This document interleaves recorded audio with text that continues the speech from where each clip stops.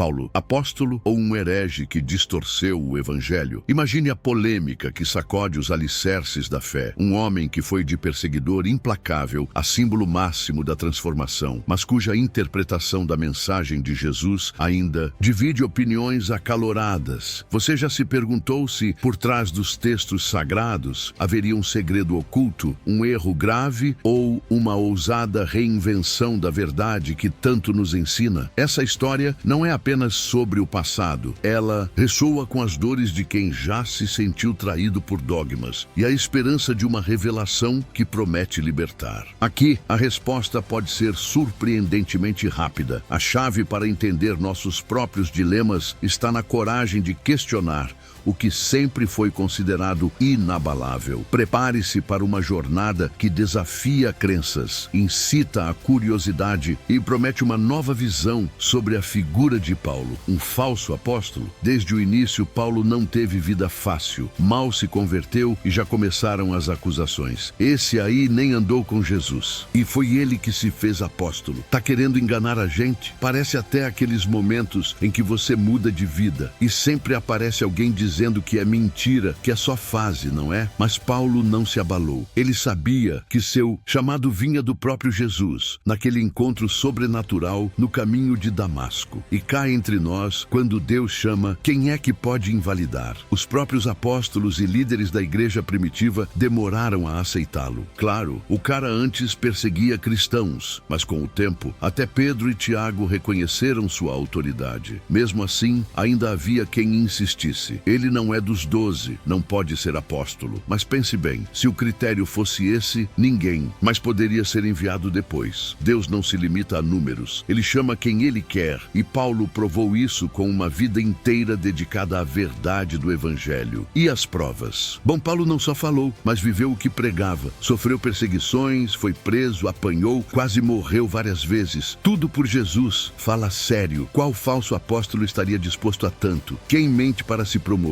geralmente busca facilidade, riqueza, status. Mas Paulo preferiu noites sem dormir, fome e açoites a abandonar a missão. Aliás, se alguém quiser discernir um verdadeiro servo de Deus hoje, que olhe para o fruto da vida dele. Quem está disposto a sofrer pelo que prega? Então, se Paulo enfrentou tantas acusações, imagine hoje. Mas a verdade sempre se sustenta e essa discussão nos leva a algo ainda mais intrigante. Ele era endemoniado? Olha, essa é uma das acusações mais curiosas contra o apóstolo Paulo. Em 2 Coríntios 12, ele menciona um espinho na carne, algo que o atormentava constantemente. E pronto, muita gente já começou a especular. Será que ele estava possesso? Isso não é coisa do inimigo? Mas calma lá. O próprio Paulo deixa claro que esse espinho era permitido por Deus para mantê-lo humilde. Ele não fala de possessão demoníaca, mas de uma luta interna que qualquer pessoa de fé pode enfrentar. Quem nunca lidou com uma fraqueza que parecia incontrolável? E o que era esse tal espinho? Essa é a pergunta de $1 milhão.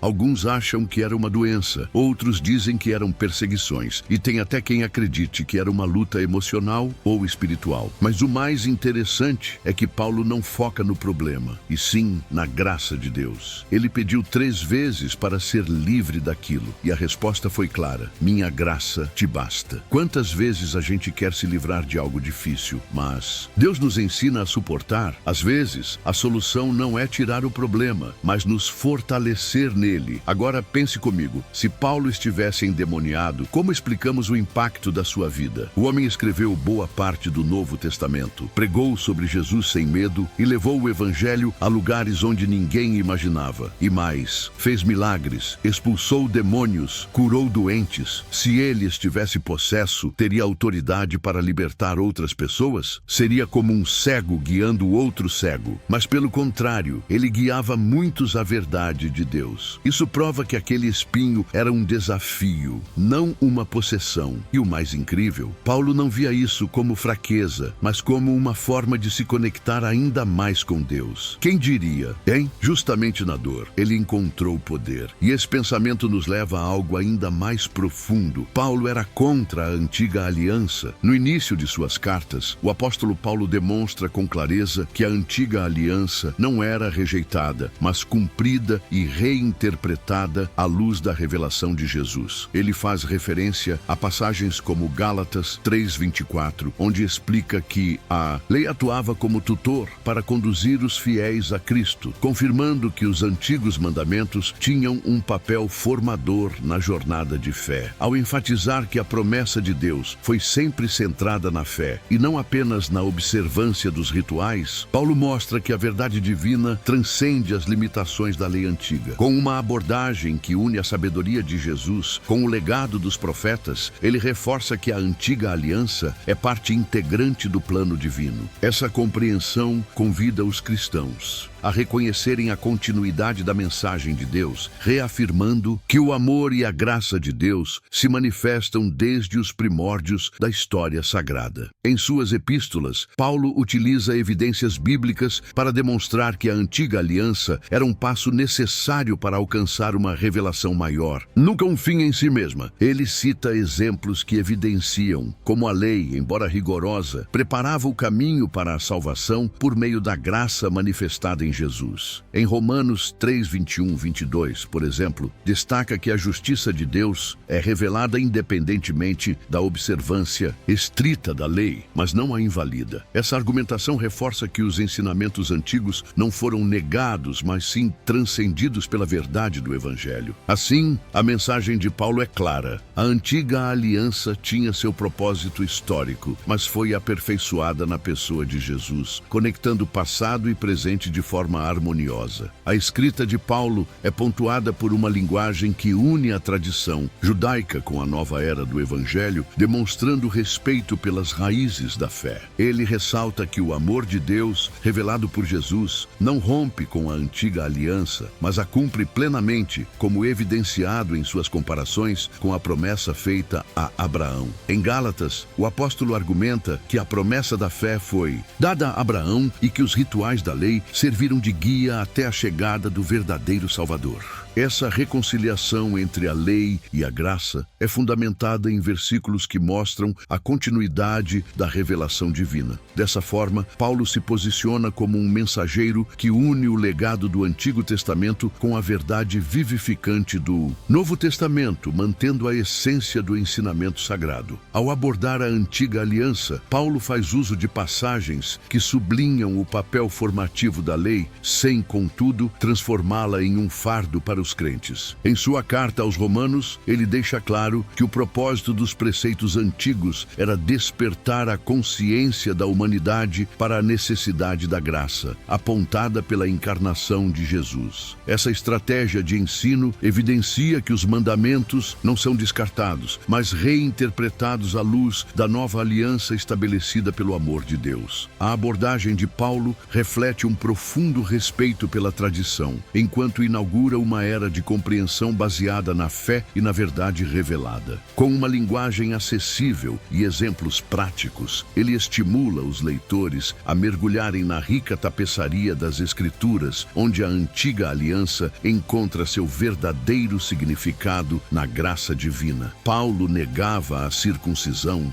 no decorrer de suas epístolas. O apóstolo Paulo deixa claro que sua posição em relação à circuncisão não era de oposição, mas de uma compreensão mais profunda da fé. Ele argumentava que em Jesus a circuncisão externa perdia a sua importância, pois o que realmente importava era a transformação do coração diante de Deus. Paulo, sempre guiado pela verdade revelada por Jesus, enfatizava que a verdadeira circuncisão era espiritual, ocorrendo na essência do ser e não apenas na carne. Em passagens como Gálatas 5:6, ele sublinhava que o que conta é a fé ativa, a qual se manifesta em amor e obras, superando rituais formais. Assim, o apóstolo Paulo mostrava que a prática física não negava a herança da tradição, mas apontava para uma relação mais íntima com Deus. Em seus escritos, Paulo utilizava uma linguagem acessível e repleta de coloquialismos que aproximavam seus ensinamentos do cotidiano dos fiéis. Ele comparava a circuncisão a um símbolo do passado, que havia servido como sinal de aliança, mas que agora cedia lugar à verdadeira transformação interior promovida por Jesus. Para Paulo, a circuncisão não era rejeitada, mas reinterpretada à luz da da nova aliança, onde a fé e a graça de Deus se tornavam os verdadeiros marcadores da identidade cristã. Esse ensinamento encorajava os cristãos a buscarem a essência da fé, deixando de lado rituais que, embora históricos, não refletiam a renovação espiritual. O apóstolo Paulo, com sua abordagem pragmática, convidava os fiéis a praticarem o amor e a justiça, verdadeiros sinais da presença de Deus. A sabedoria de Paulo se destacava ao contextualizar práticas antigas dentro de um cenário de evolução espiritual. Ele explicava que a circuncisão física era um lembrete das tradições judaicas, mas que o encontro com Jesus transformava essa prática em algo secundário diante da importância da fé. Usando exemplos práticos e linguagem repleta de expressões idiomáticas, Paulo demonstrava que o ritual não tinha o poder de salvar,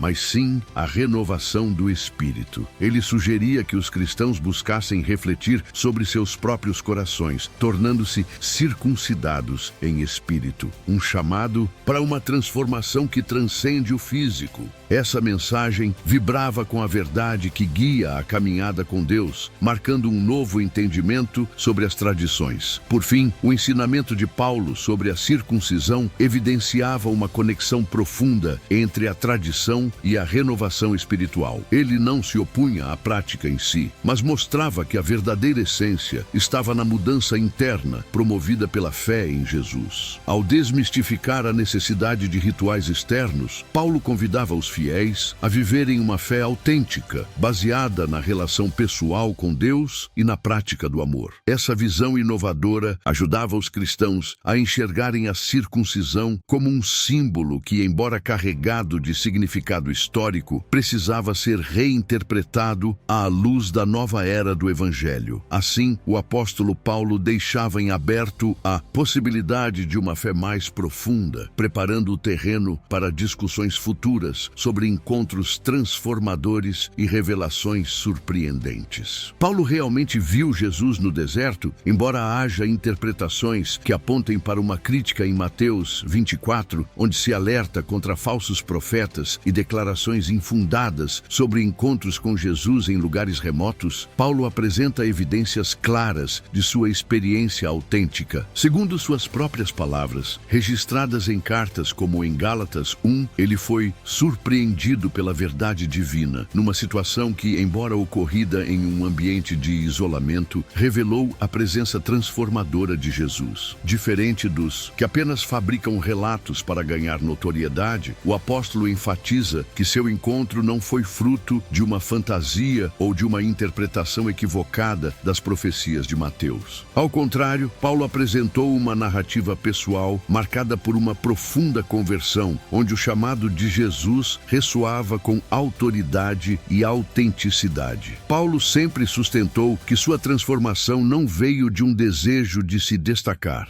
mas de um verdadeiro encontro com o Salvador, que o impulsionou a abandonar uma vida de perseguição e a se dedicar à missão evangelizadora. Esse relato é corroborado por evidências internas às Escrituras, como o testemunho de sua conversão no caminho para Damasco, onde a luz e a voz de Jesus o confrontaram de forma inequívoca. Tal episódio, que muitos inicialmente poderiam questionar por sua localização e peculiaridade, ganha consistência quando se compreende o contexto da época. O deserto era, de fato, um lugar de introspecção e preparação espiritual. Assim, a experiência de Paulo se diferencia das declarações vazias que, segundo Mateus 24, caracterizariam os falsos profetas. Além disso, Paulo não escondeu a origem de sua revelação, apresentando detalhes que demonstravam a profundidade e o impacto daquela vivência, tanto em sua postura quanto em seus ensinamentos. Ele argumentava que, se um encontro genuíno com Jesus acontecesse, seria impossível ignorar os frutos transformadores que dele emanassem. Sua mensagem, repleta de convicção, estava em sintonia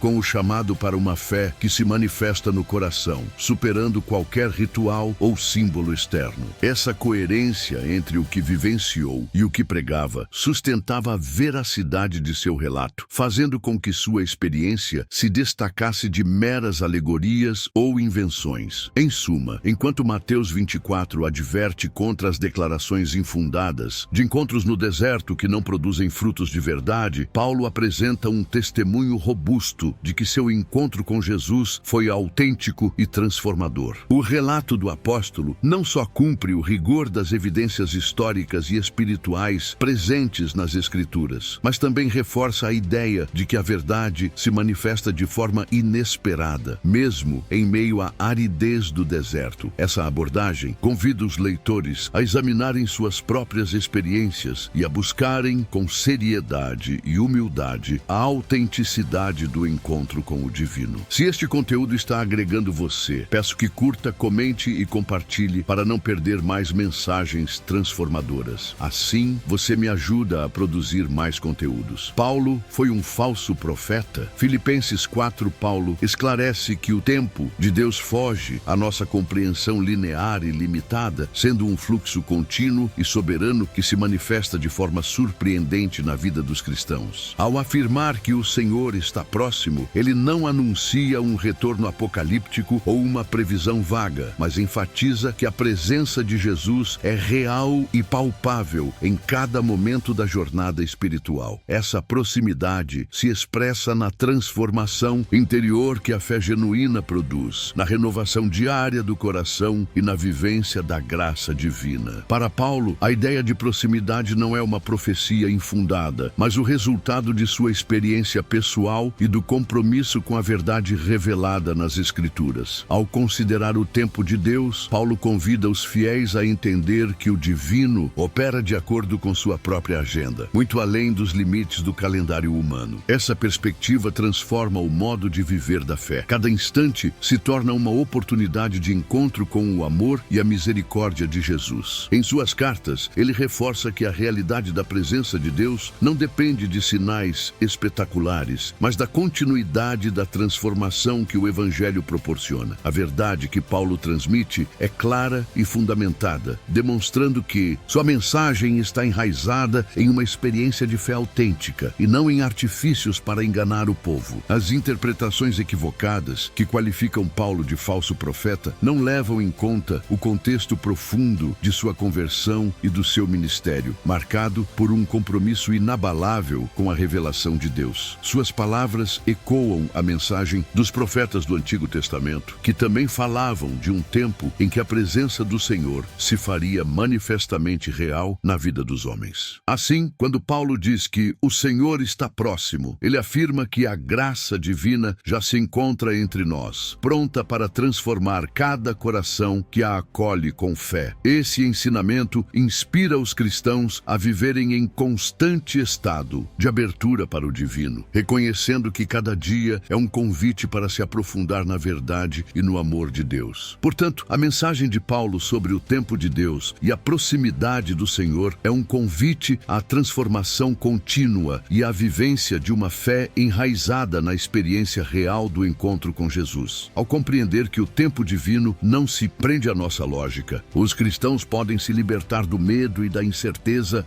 abraçando uma jornada de renovação espiritual que transcende as limitações humanas. Essa abordagem, fundamentada em evidências históricas e espirituais, reafirma que Paulo não era um falso profeta, mas um mensageiro autêntico, cuja mensagem convida todos a viverem a verdade de Deus com coragem e esperança. Paulo e Jesus sobre salvação, graça ou guarda dos mandamentos. Jesus e Paulo, embora pareçam enfatizar aspectos diferentes da salvação, na verdade, abordam a mesma verdade sob perspectivas complementares. Jesus ensinou que a guarda dos mandamentos é fundamental para manter uma relação íntegra com Deus, pois eles refletem a vontade divina e servem de guia para uma vida justa. Suas palavras, repletas de ensinamentos práticos e exemplos de amor e compaixão, apontavam para a importância de se viver conforme os preceitos de Deus, mantendo o coração aberto correto e obediente à verdade revelada. Para Jesus, os mandamentos não eram meras regras a serem seguidas mecanicamente, mas um caminho para que os fiéis demonstrassem o amor e a fidelidade que Deus espera de cada um. Por outro lado, o apóstolo Paulo enfatizou que a salvação é concedida pela graça de Deus, um dom que não pode ser conquistado apenas pelo cumprimento perfeito dos mandamentos. Paulo via a graça como a fonte transformadora que capacita os cristãos a viver de acordo com os preceitos divinos, mesmo diante das fraquezas humanas. Em suas cartas, ele argumentava que, ao receber a graça de Jesus, o cristão passa a viver de forma autêntica, o que naturalmente se reflete na observância dos mandamentos. Assim, Paulo não negava a importância de seguir as leis de Deus, mas ressaltava que essa obediência é fruto de uma mudança interior proporcionada pela fé em Jesus. A aparente discrepância entre os ensinamentos de Jesus e de Paulo desaparece quando se compreende que ambos reconhecem a necessidade de uma transformação do coração.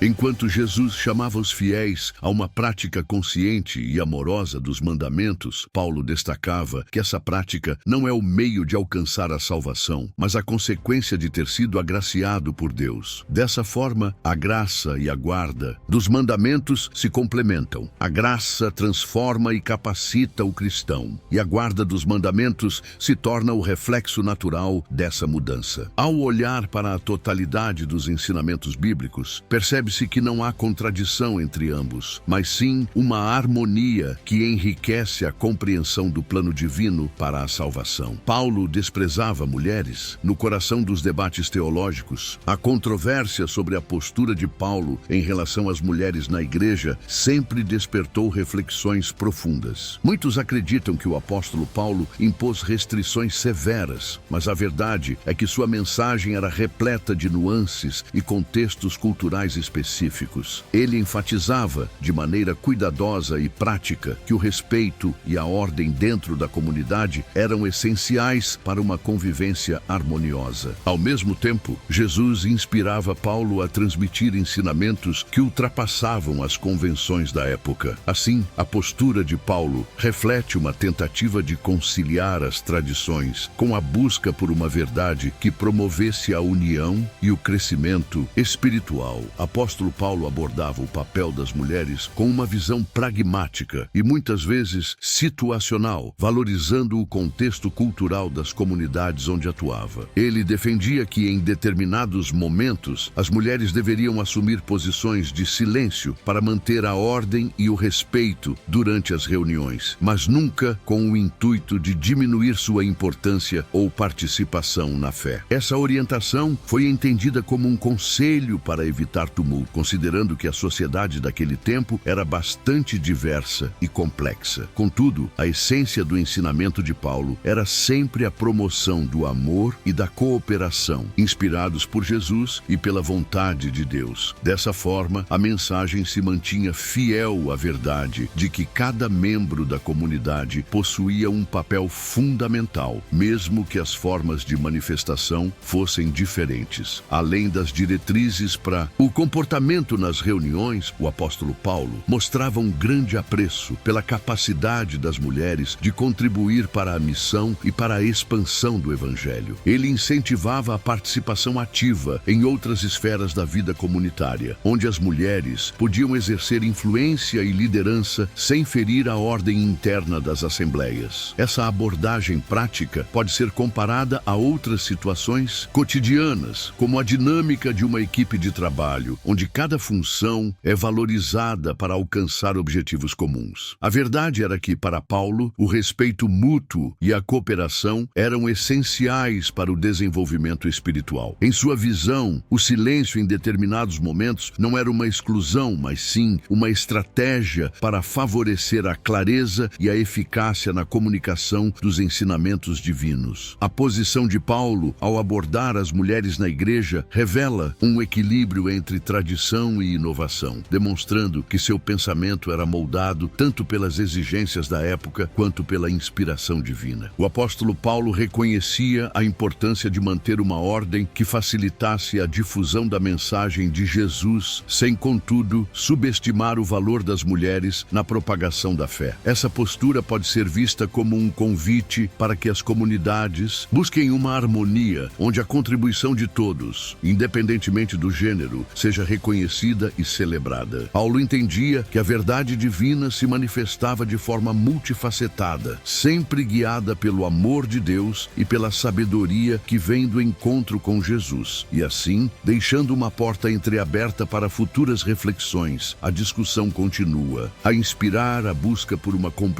mais profunda dos ensinamentos que moldaram a história da fé. Paulo mentiu para espalhar o Evangelho? Em 1 Coríntios 9, 20 e 22, Paulo explica que se adaptou aos diferentes contextos culturais e religiosos para melhor transmitir a mensagem do Evangelho, o que muitas vezes é interpretado erroneamente como se ele tivesse mentido. Nesses versículos, ele afirma que para os judeus ele se comportava como judeu, para os que estão debaixo da lei, como se estivesse sob a lei, e para os que não têm lei, como se não a tivesse, tudo isso com o objetivo de conquistar e se aproximar das pessoas, de cada grupo. Essa estratégia de adaptação não significava falsidade ou engano, mas uma sensível adequação à realidade dos interlocutores, sem jamais comprometer a essência da mensagem que ele carregava. A análise desse trecho revela que Paulo, longe de distorcer a verdade, usava uma linguagem que facilitava a comunicação e a compreensão da mensagem de salvação. Ele entendia que as pessoas têm contextos, tradições e formas de pensar diferentes, e por isso se fazia tudo para todos, como forma de derrubar barreiras culturais e religiosas que poderiam impedir o alcance da verdade do Evangelho. Essa abordagem demonstra o profundo compromisso do apóstolo com a missão de Cristo, que exigia uma comunicação eficaz e empática, e não uma manipulação ou engano intencional. Ao adaptar sua conduta e discurso, Paulo mostrava respeito pelas particularidades de cada grupo, sem jamais trair os princípios que recebeu de Jesus. Em vez de mentir, ele se colocava no lugar do outro para criar uma ponte que levasse à transformação espiritual. Essa prática reflete a essência do Evangelho, que não se impõe de maneira autoritária, mas se apresenta de forma inclusiva e acolhedora, permitindo que cada pessoa se reconheça na mensagem e se sinta convidada a participar da comunidade cristã. Portanto, a leitura de 1 Coríntios 9, 20 e 22 nos mostra que a postura de Paulo era, antes de tudo, uma estratégia de engajamento e amor ao próximo, que visava a salvação de muitos. Ao adaptar sua maneira de se comunicar, ele não estava renunciando à verdade ou agindo com falsidade, mas sim demonstrando uma flexibilidade necessária para ultrapassar os limites culturais e religiosos. Essa atitude, que poderia ser mal interpretada por alguns, é na verdade um testemunho da profundidade de seu compromisso com a missão de Cristo e da autenticidade de seu ministério. Paulo sobre a morte de Jesus, ao comparar os ensinamentos de Paulo com os textos de Deuteronômio e Ezequiel, percebe-se que, longe de contradizer as Escrituras, o apóstolo apresenta a morte de Jesus como o cumprimento e a evolução dos rituais e dos princípios ali estabelecidos. Em Deuteronômio, por exemplo, encontramos normas relativas à oferta e ao sacrifício que serviam para expiar os pecados do povo, demonstrando a necessidade de remissão para a manutenção da aliança entre Deus e Israel. Paulo, ao afirmar que Jesus morreu pelos nossos pecados, não nega esses preceitos, mas eleva o significado do sacrifício, onde antes o ritual apontava para a necessidade humana de expiação. O sacrifício de Jesus traz a remissão definitiva dos pecados, cumprindo e superando o antigo sistema. De forma semelhante, Ezequiel enfatiza a responsabilidade individual pelos pecados e a justiça divina, que exige a reparação dos erros cometidos, sem, contudo, deixar de mostrar a misericórdia de Deus. Paulo retoma esse princípio ao demonstrar que a morte de Jesus não apenas satisfaz a justiça divina, mas também revela um amor redentor capaz de transformar o coração humano. Assim, enquanto os textos de Ezequiel chamavam os fiéis à consciência de seus atos e à necessidade de se voltarem para Deus, Paulo apresenta a boa nova de que a redenção não é mais alcançada por meio de contínuos rituais, mas pela fé na obra consumada de Cristo. Ao adotar essa perspectiva, Paulo não distorce as Escrituras, mas as enriquece ao oferecer uma compreensão mais profunda do plano divino para a salvação. O sistema sacrificial do Antigo Testamento, que incluía ofertas de sangue e rituais específicos, apontava para uma realidade maior: a necessidade de um sacrifício perfeito